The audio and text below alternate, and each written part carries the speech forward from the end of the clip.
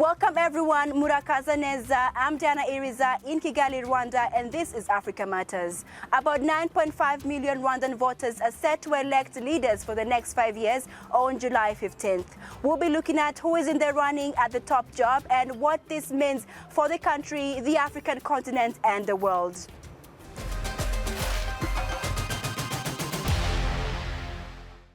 Rwanda's presidential and parliamentary elections is taking place at a historical time. It will be 3 decades after the genocide against the Tutsi, in which over 1 million people were killed. That's also how long the incumbent president Paul Kagame has been in power. He's won every election by a landslide since 2000, but who is in the running and what do they promise to deliver? 66-year-old President Kagame will be running for a fourth term after changing the constitution in 2015, allowing him to extend his tenure until 2034. Democracy means choosing what is best for you, what you want. The fact that you are free to make your choice. Democracy is not the choice of someone in your place. No one should make your choice for you. It's up to you to make it. Running against him is 47-year-old Frank Habineza, leader of the opposition Democratic Green Party. He's promising to create jobs for young people. Regarding the economy, our first priority is to increase the employment opportunities among the young people, because the unemployment rate among the young people is at 22%, according to the National Statistics Office. So we are going to create, to establish agro-processing industries in all 416 sectors in the country. And 54-year-old former journalist Philip Maimana will be on the ballot paper as an independent candidate. He wants Rwandans living abroad to invest in the country's development. Rwanda is currently the world's third largest contributor to UN peacekeeping missions with 6,000 blue helmets. It also has bilateral military agreements with countries such as Mozambique, the Central African Republic, and Benin. But a recent UN report accuses Rwanda of having up to 4,000 troops in the Democratic Republic of the Congo, fighting alongside the M23 rebels. Rwanda, however, has disputed these allegations. The UNHCR data shows that Rwanda hosts more than 135,000 refugees, mainly from the DRC and Burundi. In 2021, the country offered asylum to Afghans fleeing the arrival of the Taliban. It was due to start receiving deported migrants arriving in the UK illegally this month before the deal fell through after the new British Prime Minister scrapped it. Let's hear from Mr. Goloba Mutebi, who is a political analyst. He's joining us here in Kigali, Rwanda. Thank you so much, sir, for having this interview with us. Now, President Paul Kagame is largely expected to win a fourth term in office. What more can he offer Rwanda as a country that he hasn't offered yet? Look, President Kagame is credited with almost everything that has happened in this country since the end of the genocide against the Tutsi and since the RPF came to power. Some people will even tell you that he was president before he became president. Now, we all know he became president in 2000, but people think he was president before then. But anyway, I think what President Kagame has offered Rwanda is stability, predictability, and he has really transformed this country from where it was. I mean, Rwanda is not a developed country yet. Rwanda is not a very rich country yet. But if you compare today's Rwanda to where it started in 1994, or where it was when I first came to this country in 2000, they are two different countries. Just look at Kigali and the way it is. I have been attending all the political rallies. I've missed one so far. I've been to Rusizi, I've been to Muhanga, I've been to Musanze, I've been to former Gisenyi. The name escapes me sometimes. All these towns, I've been to Ramagan, I've been to Kayonza. All these towns do not look anything like they looked 20 years ago. They've all been modernized, they're all very clean, very organized. So I think that what President Kagame offers Rwanda, at least for now, is continuity. The continuity of the good things that have happened. And so I don't think that there is any Rwandan or anyone who knows Rwanda who would dispute that.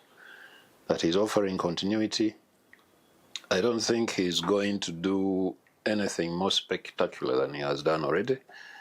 Schools have been built, health facilities have been built, roads have been built. So if you listen to him on the campaign trail, he's actually not campaigning. He's not promising to build roads. He's not promising to build schools. He's not promising to build hospitals, because those things have been happening over the last 20 or so years.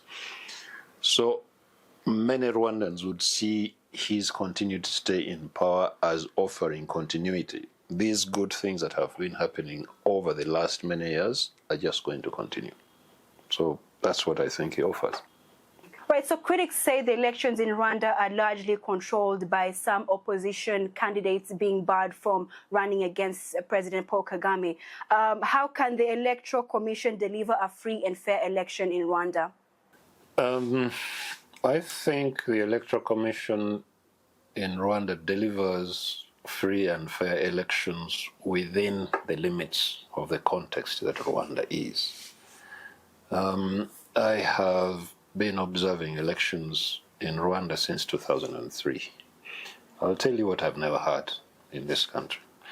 I have never heard any Rwandan after any election saying I was not able to vote because my name was not on the voters' register. I have never heard a single Rwandan say we were not able to vote because the electoral materials did not arrive on time. I have not heard a single political party, and there are 11 parties in this country. The RPF is one of 11. So the other 10 parties, I have never heard any party say we lost because the RPF rigged, or we lost because we were not allowed to campaign. I've never heard that.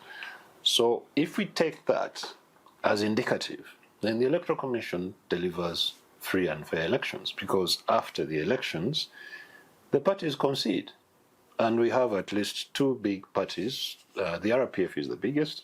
Then you have the Liberal Party, you have the Social Democratic Party, which are second and third largest. I have never heard these parties saying we lost because we were rigged out. They are very quick to concede that they have lost. But also, the other thing that we need to address, the fact that there are candidates who are not allowed to run. Now, what are the reasons for them not being allowed to run? This time around, we have two notable candidates who have not been allowed to run. One is Diane Rwigara. Now, the Electoral Commission says Diane Rwigara did not fulfill the conditions for registering as a candidate. There are certain documents she did not submit. There are certain things she did not do the right way. Apparently, she was given time to correct these, and she didn't. So on that basis, what we can query is if the Electoral Commission is telling us the truth. Are they telling us the truth? I haven't been to check, so I don't know. But those who are saying that she has been excluded unfairly, do they have evidence to demonstrate that? I don't know. I haven't seen their evidence. So all I can say is what the Electoral Commission has said. Now, until we see evidence that the Electoral Commission is lying, I will take it that she has been excluded on good grounds. Victoire Ingabire. Victoire Ingabire has fallen foul of the law. In Rwanda, if you're sentenced to a jail term beyond a certain point, you cannot run for office, elective office. And Ingabire qualifies under that law. The law was not made for Ingabire. It was there before Ingabire came up. So she falls foul of a law that was already there before she tried to run. Now, is she being bad for other reasons? Maybe. But at least if we take the law as the basis for her being barred from running, then there are solid grounds for her not running. Who else has been excluded? I'm not aware of. Well, there are others like Sechikubo. I mean, others who many people would see as inconsequential. Those ones also didn't fulfill the conditions. So yeah, there are candidates who have been excluded, but we need to look at the reasons why they have been excluded. We need to interrogate those reasons. As I said, I'm taking the Electoral Commission's declaration at face value. For those who think the Electoral Commission is lying, I would like to see their evidence, and I haven't seen it. Lastly, what will the outcome of the Rwanda's elections mean for the continent, Africa, and the world? There are many people out there who criticize President Kagame for overstaying. I think that is not going to stop. They will continue to criticize him. They will continue to call him whatever they call him. As far as I'm concerned, as somebody who lives in this country, the vast majority of Rwandans I know personally are very happy that he's staying, because they think that he's going to continue doing the good things that he has been doing. He's going to continue to propel their country forward. Under President Kagame, Rwanda has been very stable. Rwanda is one of the most secure countries in the world, not just in the region. That is going to continue. Rwanda is a very consequential member of the AU. It's a consequential member of the Commonwealth. It's a consequential member of the East African community. That's not going to change. So, as far as I can see, President Kagame winning the elections is a guarantee of continuity, both in a positive sense for those who think he has really done great things and he's capable of doing great things going forward. It's going to be, well, not good for those who think he should step down, who think he has overstayed. But at least internally in the country, as far as I can see, Rwandans are happy that he is staying. And I dared predict earlier on this afternoon that he's going to win 90% plus, as he always does.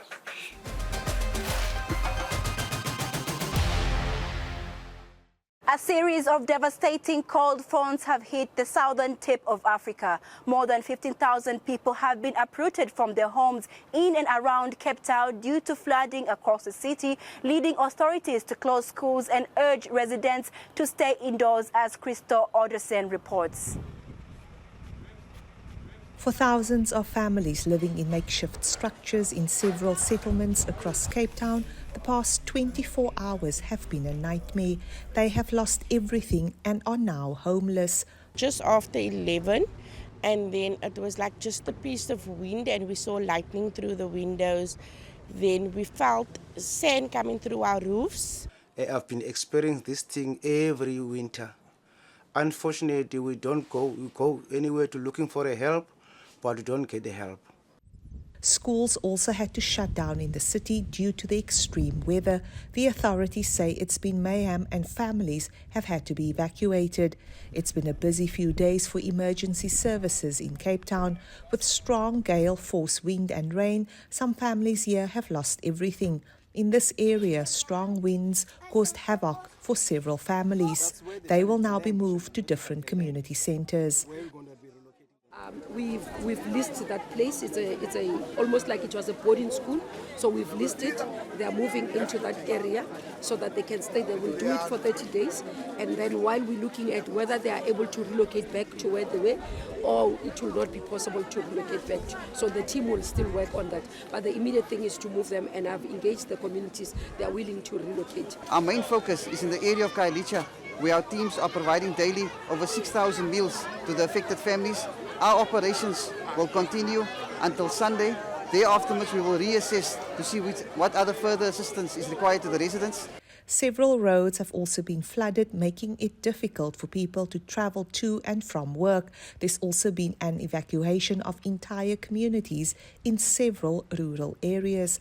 Climate experts say this region is susceptible to severe wet winters, a situation exacerbated by the climate crisis. Disaster officials say more than 70 different agencies, which include rescue, emergency, medical services and humanitarian aid organizations, are working around the clock to deal with several emergencies. The country's weather service said more cold fronts accompanied by heavy rain and flooding are still expected to hit the province for the rest of the week. Crystal Alderson, Africa Matters, Cape Town. To West Africa now, which is bracing for a geopolitical shift. Mali, Niger and Burkina Faso have joined together to form a confederation of Sahel states.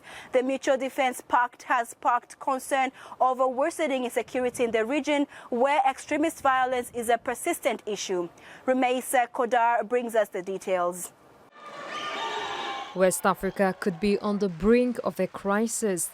In January, Mali, Niger and Burkina Faso all withdrew from ECOWAS, the economic community of West African states. And on July 6th, military leaders of the three nations met to form their own alliance, the Confederation of Sahel States.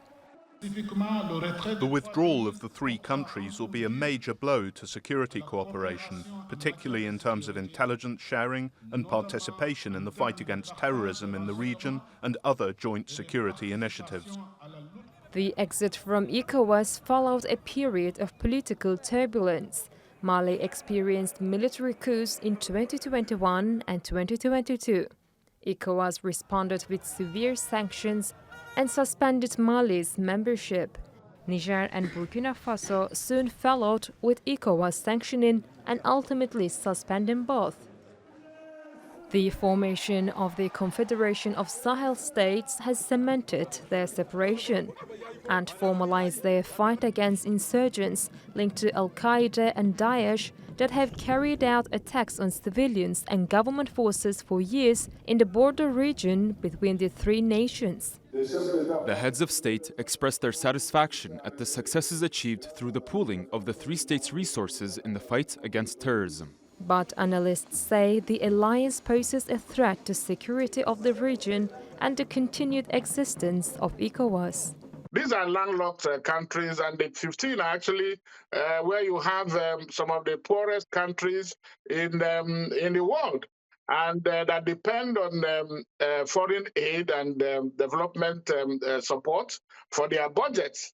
And they're also dealing with insecurity, like I said. ECOWAS had managed to, in the name of integration, has brought some benefit, like free movement, that allows people from different countries to go to a different country that is not their own for 90 days without visa, a free visa thing.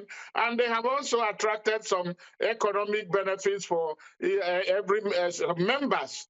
Burkina Faso, Niger and Mali stand to lose millions in ECOWAS funding, as well as access to bloc's common market and freedom of movement. And if ECOWAS falls apart, the region could descend into chaos. Rumeisa Chodar, Africa Matters. We head to the Democratic Republic of the Congo, where a group of artists from a theater company in Goma have taken time out from performing on stage to train displaced women. Their project enables women to break free from the poverty trap and start businesses to support both themselves and their families. Zemen Neiti Zaid went to visit some of them. How to run a small business and make it more profitable. That's today's lesson for this displaced woman. The initiative comes from the theater company Les Attaquants from the town of Goma. The artists established a project called Ustawi, which means well-being in Swahili. The Ustawi project is a project that aims to support displaced women in their empowerment so that they can take charge of themselves by setting up small projects that can help their community and make them profitable. After several days of training, it's time for the women to present their projects and try to obtain funding. Each woman promotes the merits of her projects in front of a panel of judges in a heated question and answer session. This time, 10 projects received backing, including that of Sifa Kimonyo, who plans to set up a food product business. Today is a day of joy because I've been chosen from among women like me, and I've found people of goodwill who have given me a helping hand to start a small business. It's a lifeline for thousands of displaced people living without assistance here in this camp. Most of them have lost everything as they flee the fighting, and they have little to start afresh. The Ustawi project aims to provide relief and even saves lives. A few weeks after receiving the funding, we followed Sifa Kimonyo to the camp.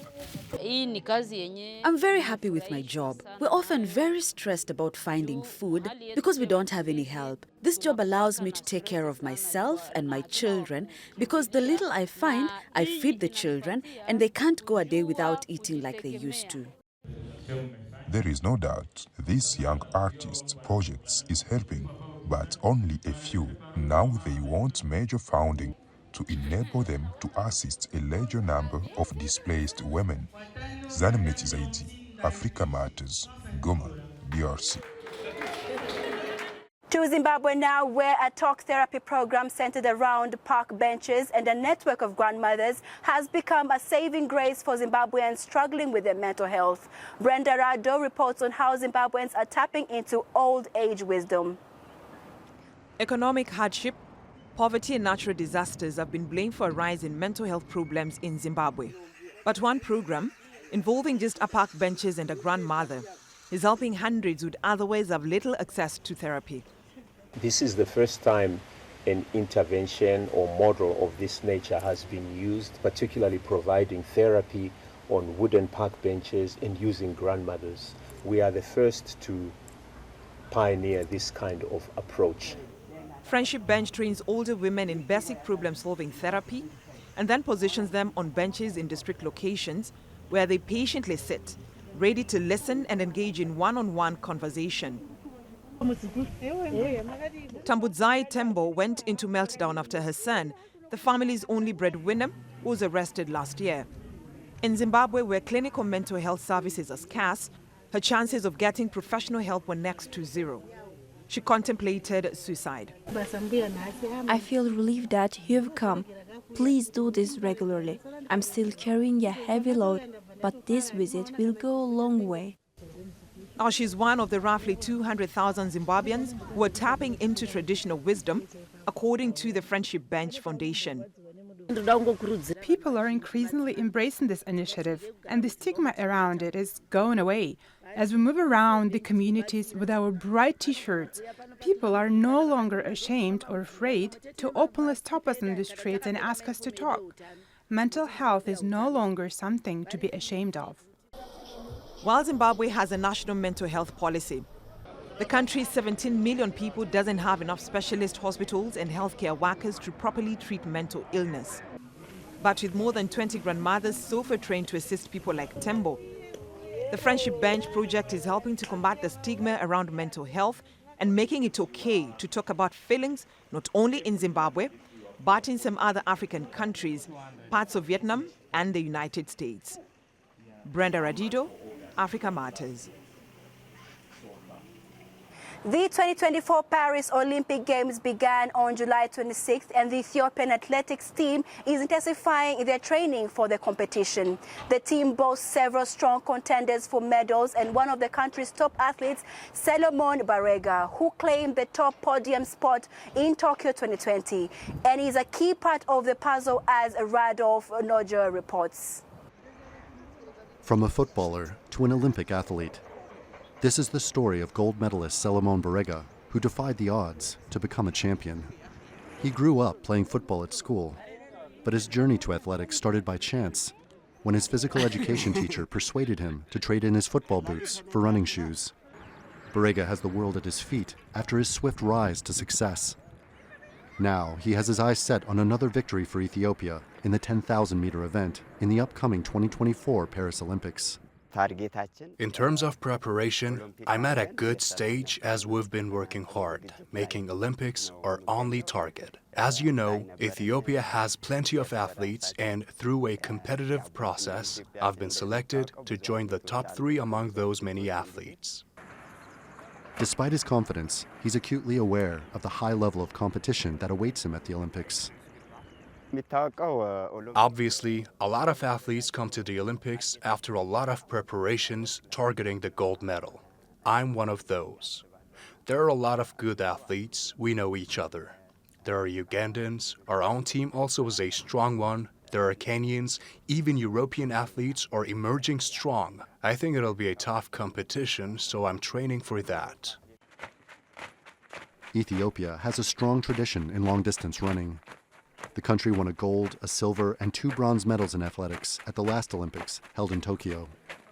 And it's hoping to improve its performance in a sport that has brought the country significant international recognition. It's a fact that our country, Ethiopia, has a glorious history in the Olympics. Our athletes have been registering great achievements. It has been a while since we started training in order to continue that legacy. It's a team to watch as the Olympic Games approach, with athletes like Barega leading the charge. Randolph Nogel, Africa Matters. And finally, this week we explore Arba Minch in Ethiopia, a city known for its varied wildlife and plant species as well as cultural diversity. Let's take a look.